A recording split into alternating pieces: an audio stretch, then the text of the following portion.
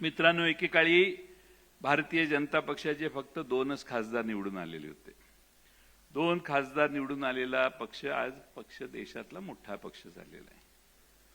त्यामुळे डरो मत.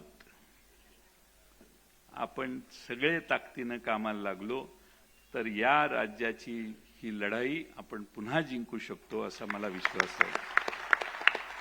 ही लढाई तुकाराम विरोधी नथुरामाची आहे, हे कधी विसरू नका. आम्ही तुकाराम महाराजांच्या विचाराचे आहोत. तुकाराम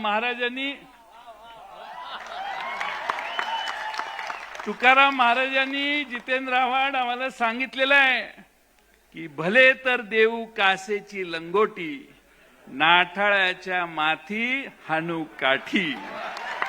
आणि म्हणून यापुढे रस्त्यावर उतरण्याची भूमिका आहे. करू नका चर्चा एवढ्यात पराभवाची, रणात झुंजणारे आहेत अजून काही. आज मला पवार साहेबांनी बरीच संधी दिली.